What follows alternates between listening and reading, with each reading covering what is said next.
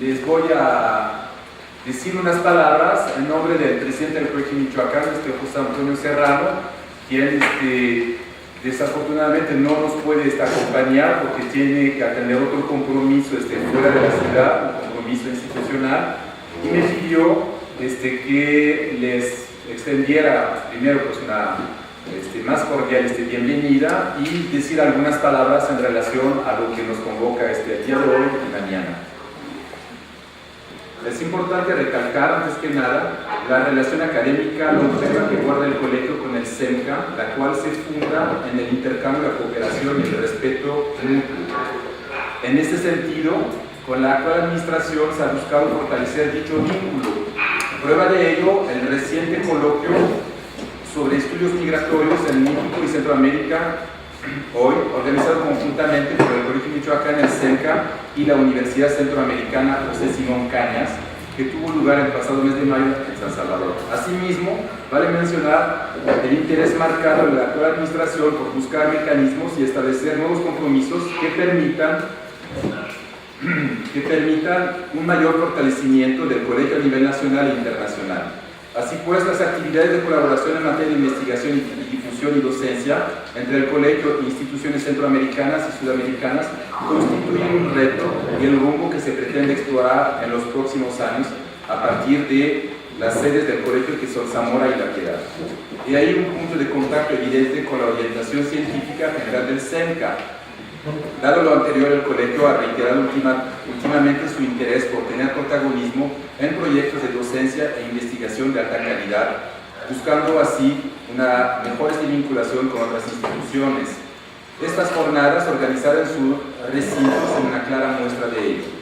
Las jornadas de jóvenes americanistas son reuniones anuales desde 2010, cuyo objetivo consiste en fortalecer la formación de jóvenes investigadores de maestría hasta doctorado que trabajan sobre las Américas. El evento busca fomentar la creación de espacios de discusión para el desarrollo de la investigación y el uso de metodologías pluridisciplinarias y con un enfoque comparatista e internacional. La séptima edición de la JJA, al desarrollarse aquí en las instalaciones del colegio, permitirá la realización de actividades a distancia mediante videoconferencia con jóvenes doctorantes de la Casa de Velázquez y a través de la colaboración de la UNED.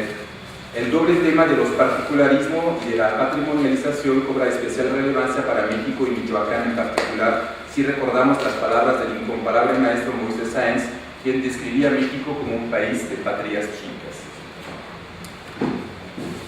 El Estado de Michoacán, por su diversidad cultural y su pluralidad socioeconómica, cumple a cabalidad con esta expectativa académica, cubre los requisitos sociológicos y antropológicos para ser sede de un evento de esta magnitud.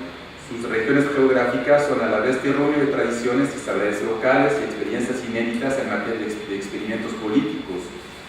Al cabo de estos 2 días de intenso trabajo se antoja llegar a la producción de una reflexión multidimensional, disciplinaria, espacial y temporal que nos deje varios insumos para que alumnos mismos que profesores continuemos con nuestras respectivas investigaciones.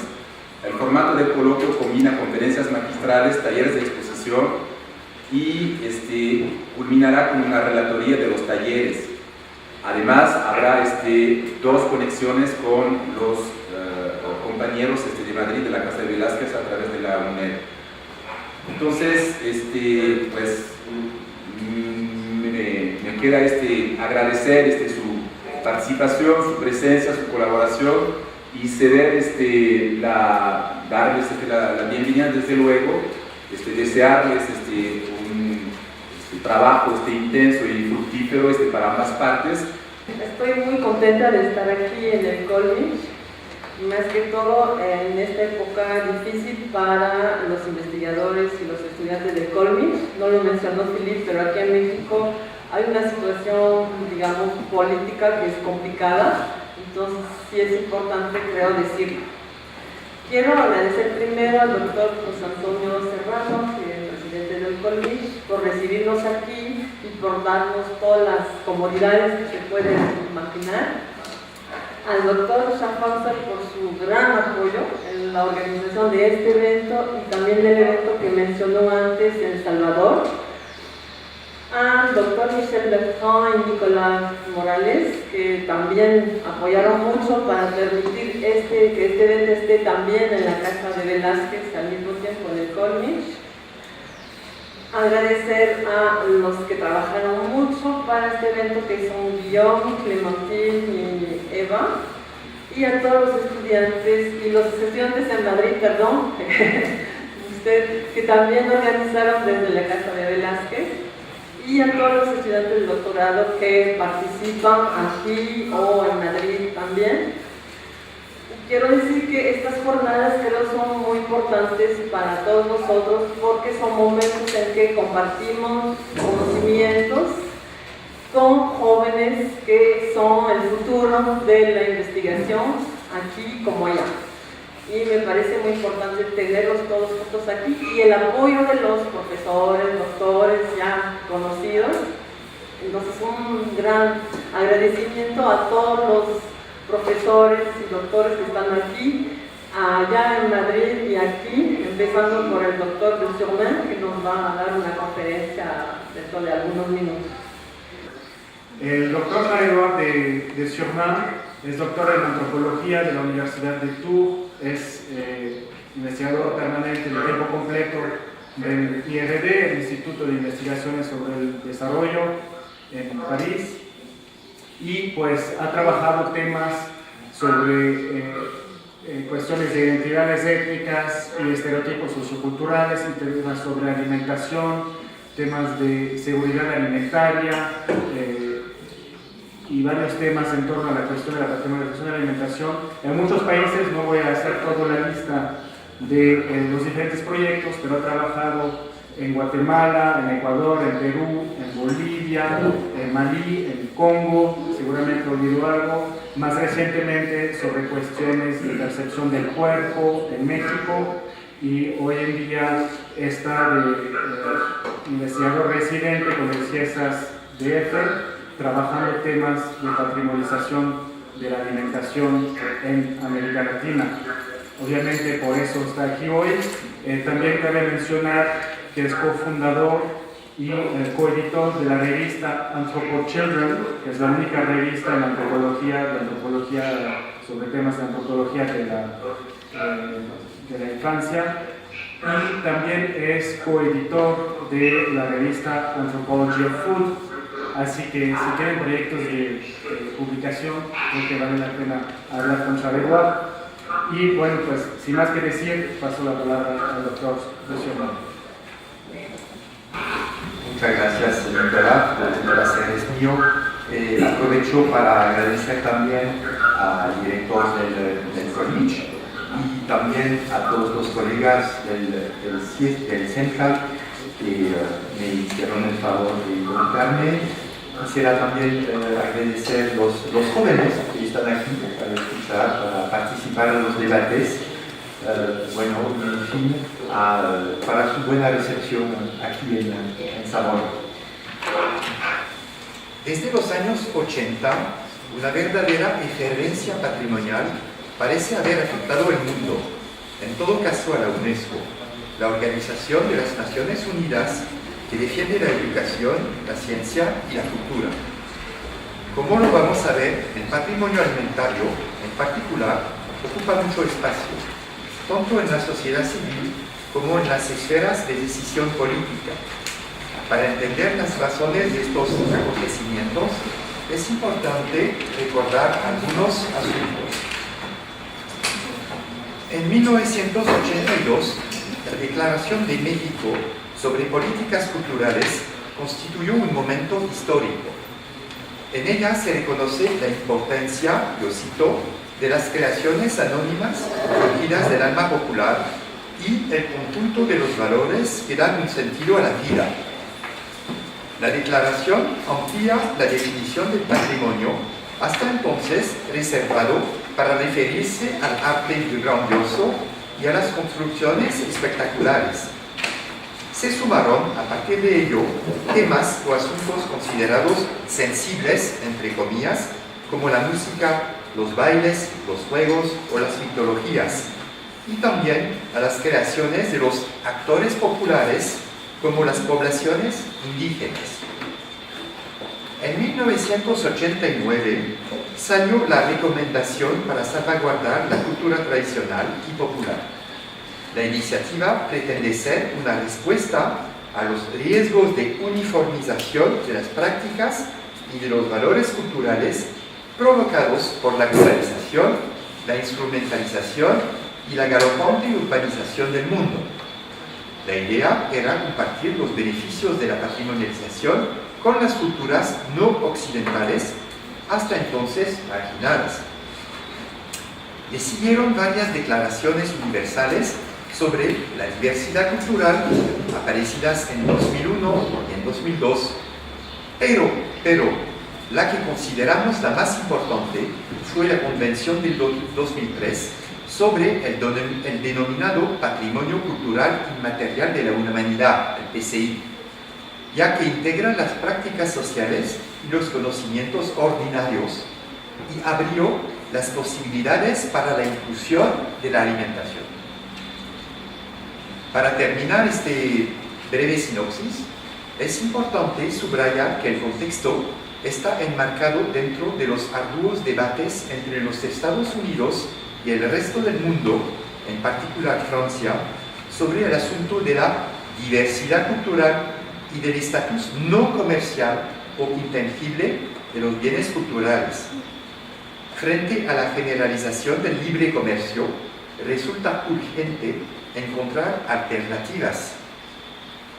La intención, nos dice Julia Sergo, es de desarrollar fuera de la OMC, vulnerable a las presiones americanas, un instrumento internacional sobre la diversidad cultural que sea liderado por la UNESCO. En 2005 se promulgó la Convención sobre la protección y la promoción de la diversidad de las expresiones culturales. Su finalidad era proteger precisamente los elementos que representan la diversidad cultural. En la medida en que los elementos son inscritos en el patrimonio, se someten a las reglas de los estados y escapan entonces a las reglas del libre comercio internacional. Por lo tanto, ¿qué pasa con el patrimonio alimentario? Después de una década, el número de expedientes de candidatura para el patrimonio alimentario no deja de crecer. Hasta la fecha, escribe Julia Sergo, representan un total de 10%, o sea, 29 de los 291 elementos inscritos. Su importancia pasó del 3.5% en 2009 al 18% en 2015. El año en que ellos representan el 2% de las inscripciones en la lista representativa. América Latina no se queda atrás, aunque solo cuenta con 2 patrimonios alimentarios inscritos. El primero es Guatemala, con la ceremonia de Nanpaj, dedicada al maíz, que está en la lista de urgencia. El segundo es México. De las 49 prácticas latinoamericanas registradas, varias aluden de forma explícita a la alimentación. En América Latina fue México, en 2005, el primer país que inició un proceso de inscripción. Inicialmente su candidatura fue negada con el motivo que podía servir a los intereses de los comerciantes de maíz y no a las comunidades locales.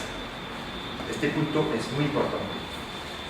En 2010, la cocina tradicional mexicana, cultura colectiva, viva y ancestral, lo cito, fue registrada en la lista representativa del patrimonio cultural de la humanidad.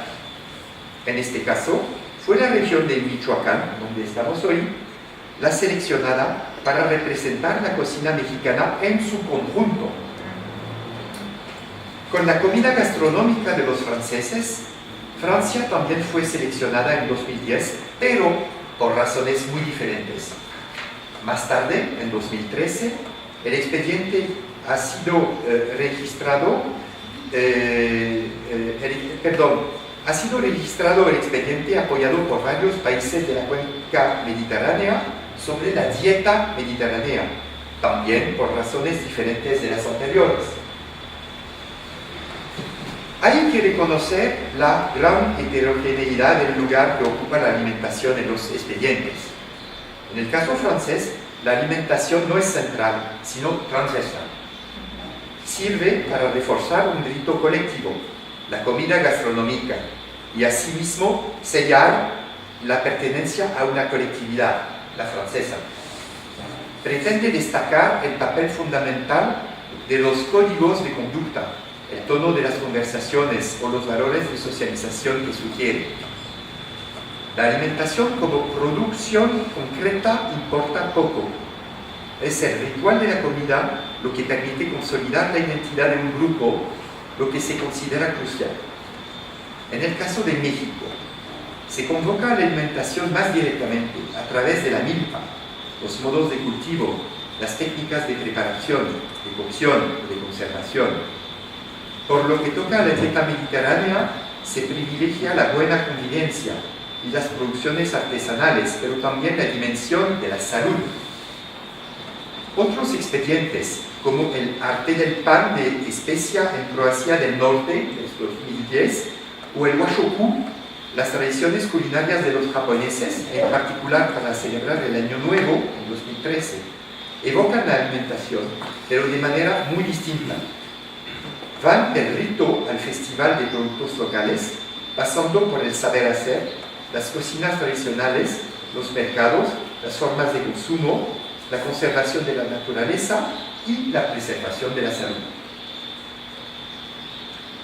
Para ilustrar los variados tratamientos que se dan a la alimentación en los expedientes, es interesante evocar el contrapunto el ejemplo de las fiestas indígenas mexicanas dedicadas a los muertos, que han sido inscritas desde el 2008 en la UNESCO.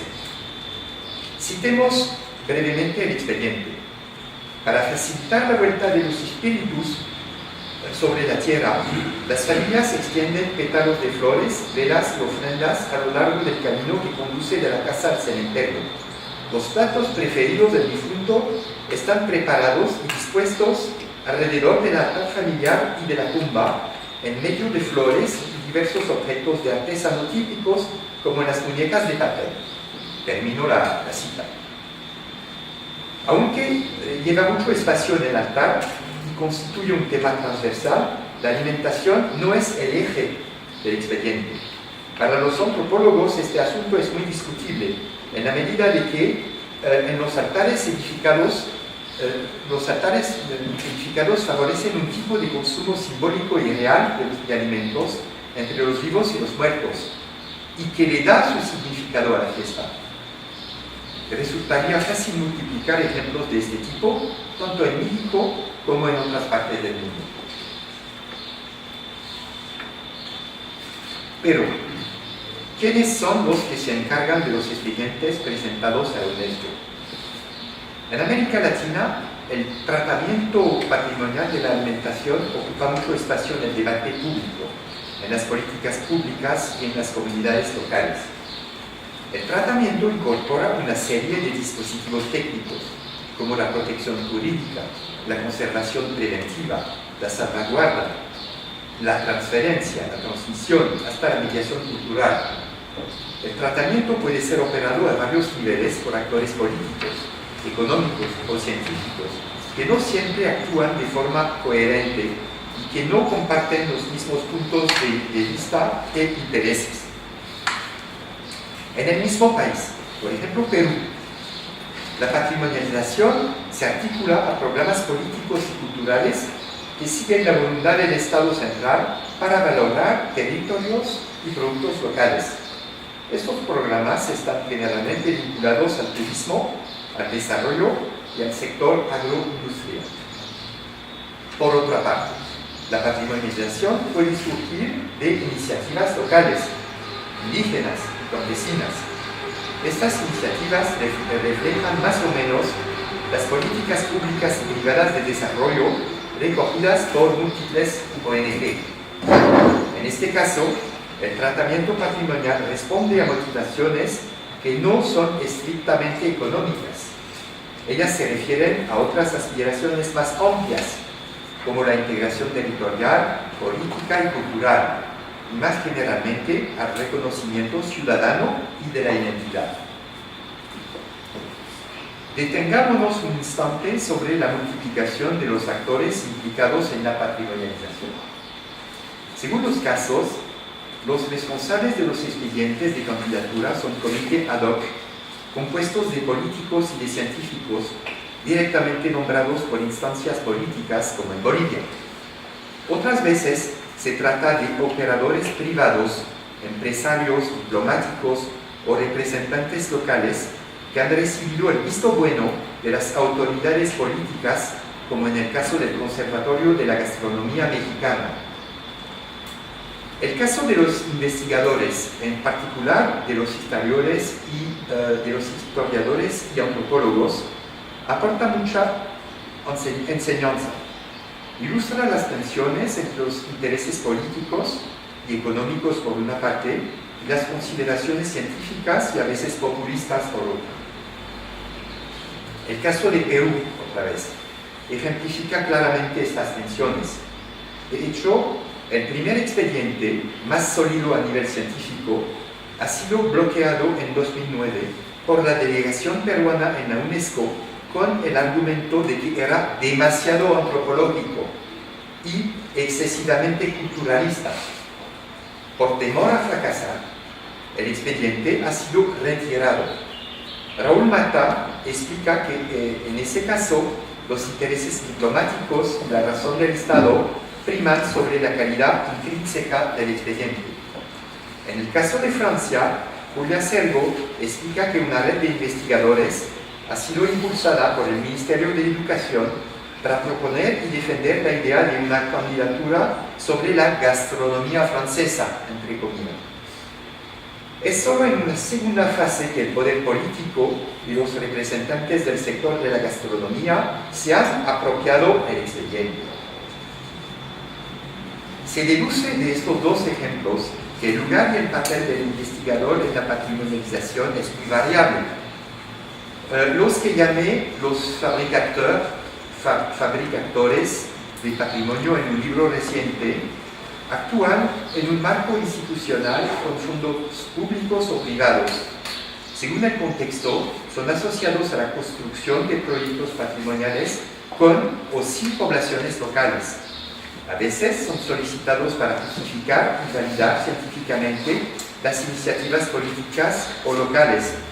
Asumen otras veces un tipo de vigilancia interinstitucional o participan del control de la valoración del patrimonio. En la mayoría de los casos, no hay rupturas francas entre estos diferentes roles, sino más bien una interacción, incluso una cierta complementariedad. A nivel teórico, existe un tipo de continuum cuyos extremos son la instrumentalización del investigador por un lado y la participación militante del investigador por el otro. El reto es reflexionar sobre las latitudes teóricas, metodológicas y éticas de las que dispone el investigador, teniendo en cuenta su anclaje disciplinario y el contexto más amplio de su investigación. Tomemos ahora el ejemplo de las rutas gastronómicas que proliferan en todo México. Las rutas ejemplifican las relaciones ambiguas entre patrimonio y desarrollo. Pero, ¿qué son exactamente las rutas gastronómicas? Un primer nivel de análisis permite identificar diferentes rutas por tipo de alimento. Por ejemplo, el chocolate, el mezcal o el mole. Pero también por tipo de tradición culinaria, como la maya, la colonial del Valle Central o la urbana. O por tipo de temáticas asociadas a la gastronomía, como el chocolate y las pirámides, el mezcal y las haciendas, o el mole y los conventos. Un segundo nivel de análisis permite identificar varios tipos de promotores patrimoniales. Por ejemplo, los secretarios de Cultura o de Turismo, el Estado de Quintana Roo, la Asociación de Jefes de Cocina del DF, las asociaciones de agencias de viaje de San Miguel de Allende, o también un grupo de investigadores como en el pueblo de Real de 14. Muy heterogéneo.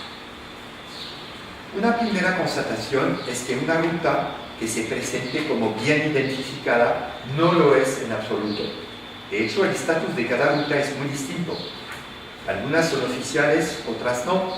Unas cuentan con apoyo jurídico legal, otras no. Hay casos que reciben apoyo financiero por parte del sector industrial o del Estado, otras no. Me parece importante detenerme sobre el ejemplo de una de las muchas rutas del chocolate en Yucatán. Una etapa importante del itinerario es la doble visita de la pirámide maya de Uxmal y del Museo del Chocolate, ambos ubicados a 500 metros de distancia. A lo mejor ya conocen el museo, que cuenta con la reconstitución de una casa patronal rodeada de animales silvestres, de cacautales y de plantaciones hortícolas con vocación pedagógica. La mayoría de las plantas que se exhiben no son locales, incluyendo el cacao. Pero, debido a la ausencia de lluvia durante la mayor parte del año, el terreno está irrigado constantemente gracias a un sistema sofisticado, lo que obviamente no ocurre en las zonas cacauteras tradicionales. El visitante sigue entonces un sendero pedestre y se detiene en varias chozas construidas al estilo maya, entre comillas, en donde puede descubrir las etapas de la elaboración del cacao. Pero el clímax de la visita ocurre cuando el sonido sordo de una concha marina llama su atención. El músico está totalmente pintado de azul brillante. Está descalzo y tiene su cabello largo y suelto. Su mirada y actitud se ven muy serias, casi severas. Se supone que encarna al indígena de la gloriosa época maya de España. Sin que tenga que pronunciar una sola palabra, el músico dirige al visitante hacia un cobertizo con techo de paja. Desde ahí, él puede apreciar la ceremonia del cacao. No les voy a contar en detalles la ceremonia, estoy seguro que tienen la imaginación sociológica para figurarse lo que se podría llamar una performance neoindia en la jerga de la antropología postmoderna. A grandes rasgos, se trata de una decena de hombres robustos, mejor llamados hombres cacao, que bailan contando alrededor de un altar sobre el cual reposa una imitación de mazorca de cacao enorme. Luego, los hombres cacao imploran a la mazorca en voz alta y en idioma maya. La ceremonia dura unos 15 minutos y se termina con una limpia espiritual del visitante. El curandero usa mazorcas y hojas reales de cacao para proceder. Se ve muy serio y no intercambia ninguna palabra con sus pacientes durante las cintas. Más allá de la dimensión medio irónica o medio seria de la ceremonia, ¿qué se puede inducir de las relaciones entre patrimonio y desarrollo? En primer lugar, la puesta en escena casi surrealista del cacao como planta y elemento nativo no deja de sorprender por su contradicción. Si por un lado las informaciones botánicas e históricas insisten en la escasez de la planta en la región, por otro lado, la ceremonia insiste en la continuidad histórica del cultivo del cacao, que en realidad no existe en Uxmal. Como sucede para el café en San Cristóbal de las Casas, por ejemplo, el cacao se ve recuperado para promoción turística. Así que el cacao sirve no solamente para justificar la existencia del museo, sino también para darle una connotación cultural a la empresa belga que lo administra. De hecho, esta administra otros museos en París, Brujas y Praga, en Europa. Obviamente, no tiene cacautales en la zona. Los pocos que tiene están en Tabasco, Oaxaca o Chiapas, e importa la mayor parte de la pasta de África para fabricarlo el chocolate aquí en México. De cierto modo, la empresa inventa una tradición, tanto a nivel agronómico como a nivel del consumo. En este sentido, la ruta del cacao crea lo que podría llamar un anacronismo imaginario, pero con consecuencias económicas reales. En segundo lugar, la valoración del cacao se fundamenta en la selección de una serie de prácticas culturales supuestamente mayas.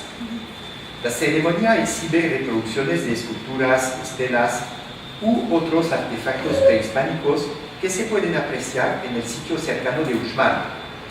También la ceremonia hace eco del espectáculo nocturno de luz y sonido del sitio, durante el cual las referencias al cacao son numerosas. Eso provoca un tipo de anacronismo espacio-temporal que participa de la visión medio exótica, medio esotérica del cacao. Esa visión corresponde asimismo a la representación que hizo el gobierno mexicano de la población maya cuando definió la ruta del chocolate como, yo cito, el misterio y el origen de los mayas.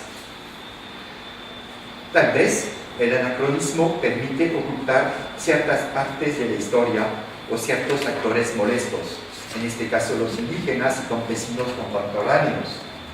A nivel más general, me atrevería a decir que el anacronismo es constitutivo de la consolidación del patrimonio.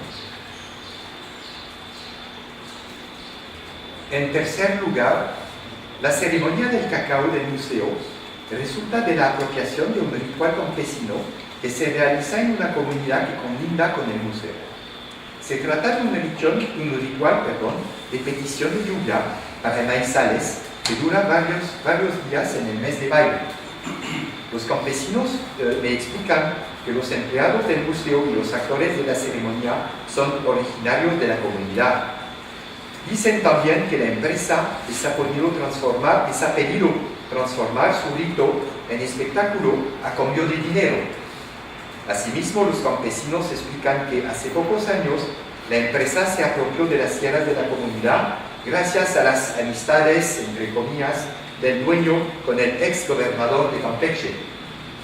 Estos elementos destacan el doble proceso de posesión que sufre la comunidad a nivel territorial y a nivel cultural, a tal punto que a la ceremonia del cacao se la podría llamar ritual de posesión. En fin, los que ganan mucho dinero no son los empleados del museo, pero los beneficiarios privados. Tampoco el hecho de que estos empleados sean originarios de una comunidad implica un beneficio para toda la comunidad. A nivel del país, es marginal el cacao producido que no esté absorbido por las grandes plantas industriales.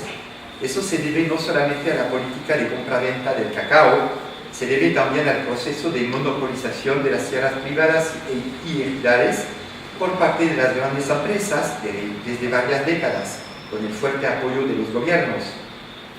Como en el caso de la ruta del tequila o del café, la ruta del cacao en Campeche beneficia hoy en día más a las empresas privadas que al campesinado local, es obvio, a tal punto que en el contexto de Uxmal podríamos rebautizar la ruta del chocolate como la ruta del Chocostory, del nombre de la empresa que lo administra. Pero más allá del caso emblemático del cacao, ¿cómo evitar las derivas de la patrimonialización? Desde 2008 se supone que las directrices operativas de la Convención permiten evitar los beneficios comerciales abusivos en relación al uso del patrimonio. Se trata en particular de defender los intereses de las comunidades titulares, entre comillas, del saber hacer y de las prácticas alimentarias. Sin embargo, estas directrices no impiden a los actores del sector gastronómico y turístico utilizar el patrimonio como un tipo de marca de fábrica de calidad, sin la menor distribución, aunque simbólica, para las poblaciones locales. Así, además del cacao, numerosos alimentos estampados indios, entre comillas, son de moda actualmente en el mundo. Percibidos como alimentos de pobre hasta hace 10 años, los insectos, la quinoa, la chía, la llama, el açaí, la maca, el cuy o el pulque figuran hoy en el menú de los grandes restaurantes de México o de Lima o de París. Se presentan como alimentos auténticos, verdaderos, puros. Pero para que sea operativa esta valoración de los alimentos indígenas, los alimentos de pobres deben sufrir una descalificación y una calificación real y simbólica previa. Es necesario borrar sus orígenes sociales y culturales indígenas e investirlos de otros valores, a saber el look, lo sano y lo duradero. Solo así se vuelven mexicanos o peruanos y entonces comestibles sin temor a riesgos físicos o culturales. El discurso marketing va más allá del simple relooking de los alimentos. Él agrega dimensiones que reflejan las preocupaciones del momento. Esos nuevos alimentos no solo son buenos para la salud, pero para el planeta. El uso de estos valores es incomparable. De un cierto modo, los superfood de origen indígena vienen a contradecir los excesos de los global food de la globalización. En fin, esos valores proporcionan un suplemento de alma al consumo. Ellos atribuyen un valor moral trascendental que da sentido a la anomía alimentaria que caracteriza la modernidad, como diría Fischer. Evidentemente, los argumentos no son siempre fundados.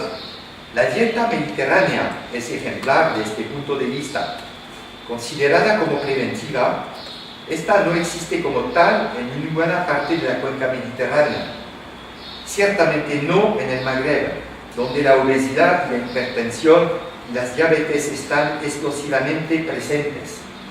Ciertamente no en Grecia, donde la crisis económica priva a la gran mayoría de la población del acceso a los productos frescos. Pero importa poco la diferencia entre el modelo teórico y la realidad ordinaria. El discurso médico y el discurso patrimonial son aliados en un cóctel marketing de los más eficaces. Frente a esos ejemplos un tanto deprimentes, hay que admitir, podemos plantear algo positivo. A ver, la alimentación siempre ha sido un marcador de identidad fuerte y uno de los retos de la patrimonialización en América Latina es la valoración simbólica de las raíces indígenas de las cocinas locales. Paradójicamente, este reto va al contrario de lo que ocurre en la sociedad que sigue siendo fragmentada. A diferencia de Francia, el patrimonio alimentario es un elemento de afirmación de la nación. En México, en Perú, la alimentación se vincula al derecho a la tierra. Los pobres hablan de justicia alimentaria. Las comunidades rurales hablan de patrimonio biocultural, pero en un sentido muy amplio, con fines de reclamaciones territoriales. En Brasil, por ejemplo, la patrimonialización es un poderoso incentivo para las políticas públicas de lucha contra la pobreza. El programa gubernamental de adquisición de alimentos favorece la transmisión de las prácticas alimentarias tradicionales, incitando la compra de productos locales procedentes de la agricultura familiar para los almuerzos escolares. Para los pueblos indígenas aislados, esto significa que una parte de los alimentos industrializados y llevados por avión es sustituida por los productos locales. La alimentación local es así revalorada entre los jóvenes. Ahora, se podría criticar este incentivo en la medida en que supone que los indígenas no pueden tener otras necesidades alimentarias. En las grandes metrópolis de América Latina, como en provincia, son muchos los festines de insectos, los etnofestivales gastronómicos y los mercados orgánicos y artesanales que promuevan los productos y las cocinas locales. En la ciudad, estos acontecimientos atraen las capas sociales acomodadas, como hipsters o bobo branché en francés, no sé cómo se podría traducir en español.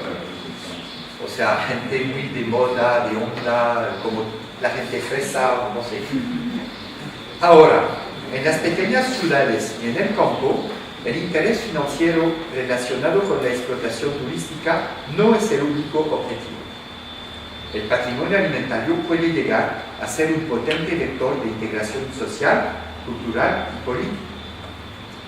Raúl Mata lo demuestra muy bien con el ejemplo de las llamadas cocineras tradicionales que aparecieron tras la nominación de la cocina tradicional mexicana como patrimonio inmaterial. Explica cómo estas mujeres humildes de Michoacán o de Oaxaca se han vuelto famosas bajo el auspicio del Conservatorio de Gastronomía Mexicana y de la Secretaría de Turismo. Esas mujeres adquirieron una nueva fama mediante su participación en ferias regionales, nacionales e internacionales.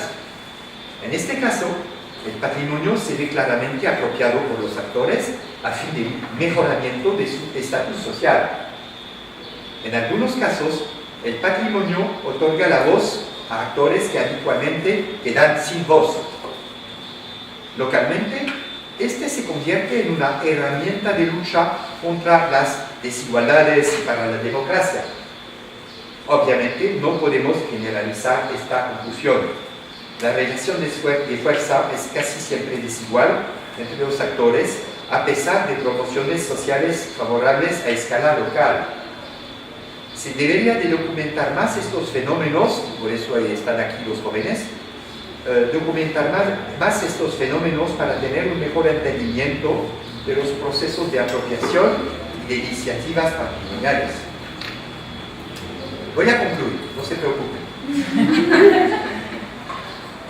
Quisiera cuestionar, para concluir, lo que revela el patrimonio de una sociedad, sobre todo de su relación con el pasado, el presente, el futuro y también con sus poblaciones pobres.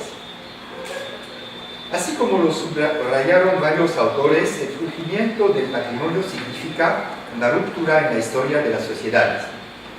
De hecho, producir patrimonio es un privilegio de las sociedades supuestamente modernas desarrolladas. Ninguna en el pasado puso en ejecución tantos dispositivos normativos y universales para salvaguardar, promover y valorar las prácticas culturales. ¿Cuál es el proyecto de sociedad más amplio al cual reenvía tal iniciativa de producción de normas globalizadas?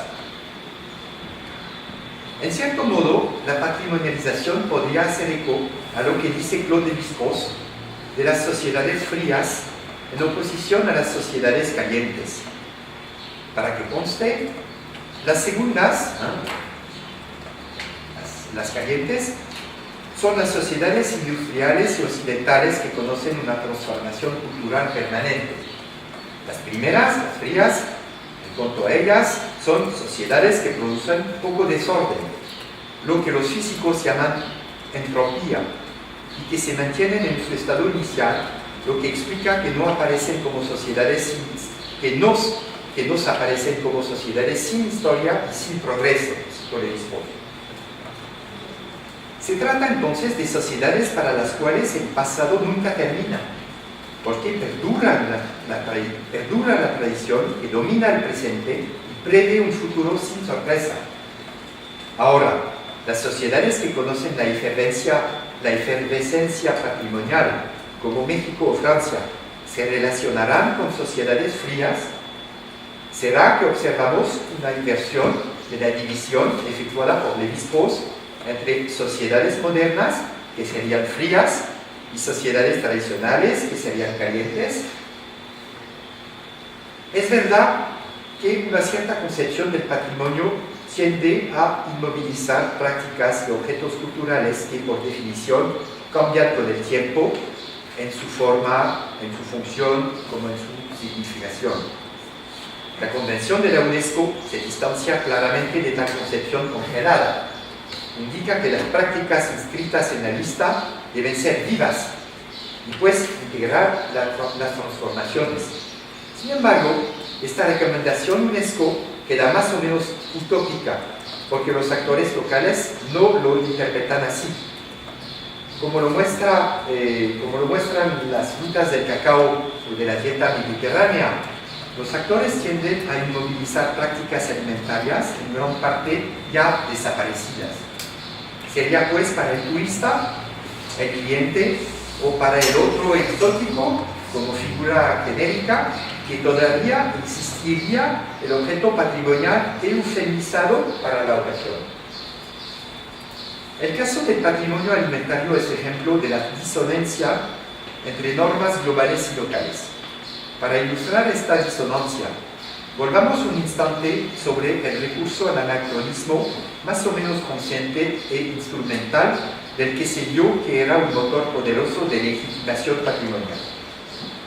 Globalmente, el anacronismo consiste aquí en operar una selección en el pasado de un cierto número de rasgos culturales y de reagruparlos con el fin de crear una práctica unificada y supuestamente actual. Fuertemente criticado por la antropología histórica, el anacronismo acaba en una apariencia de realidad que no corresponde a ninguna práctica real. Las rutas gastronómicas ilustran esta situación. Los actores que se benefician de ellas viven del anacronismo. Pero el anacronismo pasa también por otra lógica, que consiste en producir un presente eterno. Es lo que llamo el anacronismo patrimonial, que reenvía al presente etnográfico denunciado por los mismos antropólogos. Si este método permite hacer entender el cómo esto funciona, no permite apreciar las temporalidades que se dan en la construcción de las prácticas. Es lo que el antropólogo norteamericano Johannes Fabian llama la negación de temporalidad, de denial of provenance, recuperada por Randon Bensah cuando él habla de negación de historicidad. Es también lo que Hausbaum y Ranger conceptualizan como la invención de la tradición, apoyándose en el análisis de numerosas grandes fiestas patrióticas que refuerzan el sentimiento nacional de identidad. Pero me parece que la reflexión debería desarrollarse más, porque uno de los retos de la patrimonialización consiste en reflexionar sobre la manera en que se ve la sociedad, así como ve a sus miembros más pobres, y pues sobre el modo en que se reproducen. En ese sentido, los estudios sobre patrimonialización tienen mucho que aprender de las colaboraciones fructuosas con la historia y la filosofía. Para concluir, voy a citar a Alexis de Tocqueville. Él decía que la historia es una galería de cuadros donde hay pocos originales y muchas copias. Gran pensador de la democracia en América y en otras partes, Tocqueville nos invita proféticamente a reflexionar sobre el futuro de una sociedad que podría sufrir de patrimonialismo, es decir, de un exceso de patrimonio. Y aquí voy a terminar. Gracias por su atención.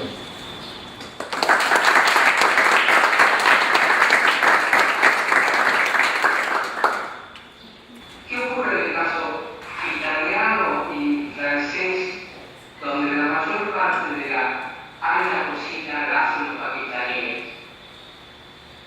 No sé si está claro lo que decir. ¿Sabes? Las últimas palabras, Juan Carlos, no se escucharon bien. Ok. En la mayor parte de la alta cocina, no en las estrellas Michelin, eso obvio, pero en la mayor parte de la alta cocina italiana y francesa, los que realmente están en el uso uno son paquistaníes, son cocineros paquistaníes. Entonces, esta, si se escuchó ahora, En la mayor parte son ¿qué? Pakistaníes. ¿Eso que dijiste? sí. Bueno, a mí me parece muy interesante la propuesta de cómo también hay niveles de análisis dentro de la patrimonialización, y eso en el caso de la comida pues esta relación, pues uno puede ver la técnica, uno puede ver los conocimientos que hay detrás, pero también esa relación entre el turismo, los alimentos, me parece otra línea para poder seguir investigando. Pero a mí me llama la atención con esto que concluye y que más o menos es una pregunta con la que también concluyo por mi participación en la ponencia que voy a dar. Bueno, ¿usted a qué le atribuye que esta sociedad mundial, ¿no?, estemos en búsqueda de patrimonializar todo? O sea, a partir de todos los estudios que usted ha realizado, el trabajo de campo a nivel internacional, ¿qué hace que usted pueda tener algún tipo de propuesta, de conclusión acerca del por qué la necesidad de patrimonializar, ¿no? Aquí está el contexto en el que estamos viviendo pues todas las naciones. Una pregunta que nos hacen en el caso de Velázquez: en el caso de la patrimonialización de la cocina francesa e italiana, ¿qué cambia el hecho de que esta alta cocina italiana y francesa la hacen principalmente los pakistaníes? Le voy a contar una anécdota. A lo mejor conocen ustedes el guide Michelin, que es la guía Michelin, que es de los más famosos, reconocidos para identificar los buenos lugares para comer, que te otorgan las estrellas de los restaurantes, etc. Esta iniciativa del guide Michelin viene de la fábrica Michelin.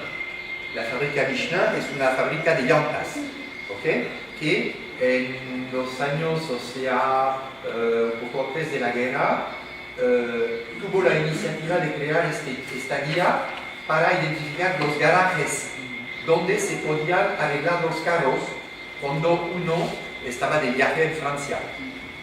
O sea que no había autopista y se suponía que los carros se podían descomponer en el medio de la carretera. Y como lleva mucho tiempo recomponer un carro, hay que saber dónde dormir y dónde comer. Y eso fue el origen del guide Michelin. Yo creo que nos dice mucho de este proceso de patrimonialización desde abajo. O sea, como una iniciativa de una empresa privada que encarna el capitalismo, el más duro, que poco a poco evolucionó hacia un otro tipo de legitimación, que buscó un otro tipo de legitimación a través de los lugares más recomendables de la alta cocina, etc. Bueno, aparte de esta anécdota, esto nos plantea el problema, obviamente, de las cocinas locales, de las que no son reconocidas como patrimonio, y en particular de las múltiples cocinas locales que son parte de una cocina nacional, en el caso de los pakistaníes, por ejemplo. Pero la Convención UNESCO es muy astuta. La Convención, o sea, pone el acento sobre las continuidades, sobre la historia larga, no tanto sobre los productos o sobre las personas que preparan la alimentación, pero sobre el modelo de la alimentación que es subyacente a eso. En este caso, en el caso de Italia y Francia, lo que se relevó era este asunto muy importante del momento de la comida. No tanto lo que se come, pero el momento de la comida, el ritmo de comer, el tipo de conversaciones, la convivencia, pero no se refiere a alimentos. Los empresarios, los dueños de restaurantes, etc., se apropiaron el concepto de patrimonialización a través de cosas concretas para crear un tipo de imagen de marca de calidad y decir que los franceses comen mejor que los otros o no sé qué. Y la UNESCO reaccionó, de hecho, hace 2 años, y casi quitó la apelación de patrimonio a la gastronomía francesa porque el Ministerio Público no había vigilado bien el uso del patrimonio en la sociedad civil, porque no puede ser una desviación comercial, no tiene nada que ver, es más la conservación de una práctica cultural, pero fuera de lo comercial. Y eso es el punto problemático, eso es el punto muy problemático, y que me permite retomar la pregunta de la compañera, ¿por qué hay tanta patrimonialización? Bueno, unos autores enfatizan el temor del futuro, otros dicen que el patrimonio es una otra manera de hablar de desarrollo, que casi es una sustitución. Otros dicen que es parte de la estandarización del mundo, que pues con la patrimonialización tiene mucha burocracia, que está súper complicado este asunto, y que entonces estamos en una época de estandarización de las prácticas culturales, que viene el tema de la propiedad intelectual, que todo lo inmaterial, todo lo intelectual, todo lo creativo debe ser enmarcado. Y hay muchos autores críticos sobre este proceso, porque dicen que vamos para una disneyización del mundo, que será igual por todas partes, o sea que el objetivo de la patrimonialización va a contra de su objetivo inicial.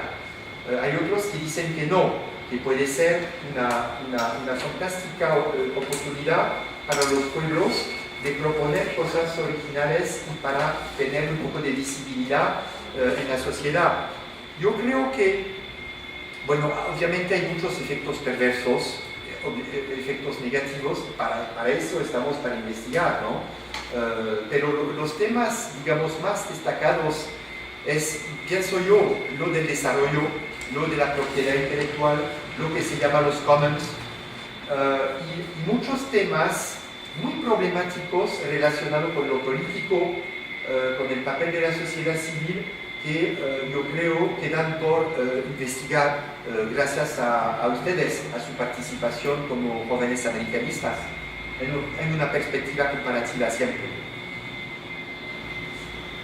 Bueno, la tercera pregunta en la UNED es cómo mantener el patrimonio alimentario de una comunidad a la vez que se busca promover el bienestar de esta comunidad. El tema del anacronismo, es decir, la construcción artificial del patrimonio, y esto lo vinculo con un tema que me está llamando la atención en estos últimos días, semanas, es el tema de la producción de la ignorancia, es decir, cómo empresas, agentes, operadores, como les llamas, terminan por producir una ignorancia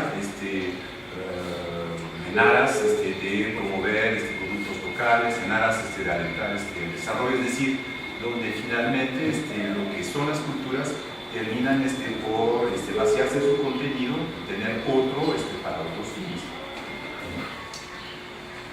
El patrimonio, la patrimonialización puede ser muy conservadora, es uno de sus aspectos. Y retomamos el ejemplo sobre Brasil, de las políticas de lucha contra la pobreza, que tienen una muy buena intención: salvar las tradiciones alimentarias de los pobres, de los pueblos, intentar impedir las importaciones por avión de otro tipo de comida para valorar lo que produce la gente. Pero por si acaso la gente tal vez tiene otras expectativas, quiere comer otra cosa. O sea que es siempre el mismo problema que sucede digamos, en los programas de desarrollo, esta voluntad de hacer el bien a pesar del otro, sin consultarlo. Esta voluntad de cambiar las cosas, pero sin que haya participación de base para tener un tipo de acuerdo sobre lo que llamamos las necesidades. Y eso no es una cosa obvia. Entonces, el balanceo entre el bienestar y el patrimonio sí es un gran reto. Y no hay respuesta definitiva. Lo que diría que a nivel metodológico, eso se debe trabajar de manera participativa. O sea que no creo en iniciativas verticales, sino más bien horizontales, que agrupan los diferentes tipos de actores para ver lo que se puede valorar. Y no es necesariamente lo que los de la UNESCO o lo que nosotros como, no sé, intelectuales pensamos que está bien. Yo creo que el aspecto participativo es muy importante en este ámbito. Y sí, lo que llama mucho la atención en esta cosa de la producción de la ignorancia es que se vuelve un otro tipo de explotación al final. Es que es otra forma, a través del patrimonio, a través del desarrollo, de reproducir la desigualdad entre norte y sur, porque no es apropiación para nadie, es más explotación. En este caso de un recurso simbólico, que es el cacao, a fin comercial, pero sin ninguna redistribución a nivel local. O sea que yo creo que esta producción de la ignorancia es a la vez instrumentalizada y también una consecuencia casi lógica de la lógica empresarial. Y en este caso, lo que me llama mucho la atención es el apoyo que le dio la Secretaría del Turismo mexicano y el Conservatorio de la Gastronomía Mexicana a este tipo de iniciativa. Lo que me hace pensar que estamos en configuraciones patrimoniales como estamos en configuraciones de desarrollistas, donde hay actores diferentes, con intereses diferentes, puntos de vista diferentes, que cada uno lucha para su propio interés.